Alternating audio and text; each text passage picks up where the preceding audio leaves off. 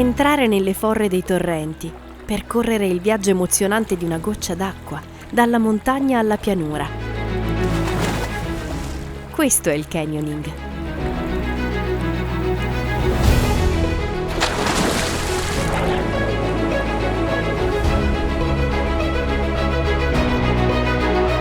Scendere la corrente del Tagliamento e dell'Arzino in canoa e in kayak, vedere il mondo dal punto di vista dell'acqua.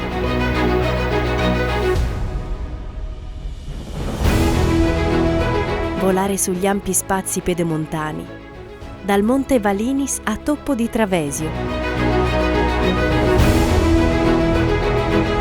Nell'atmosfera fuori dal tempo dei prati ai piedi del castello, è un'impresa da togliere il fiato.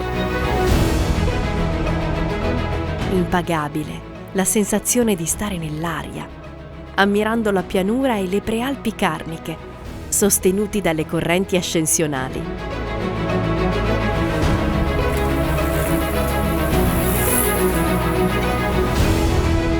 Tornare bambini, attraversando i giovani boschi di Castelnuovo. In mountain bike o con un tuffo nelle acque cristalline.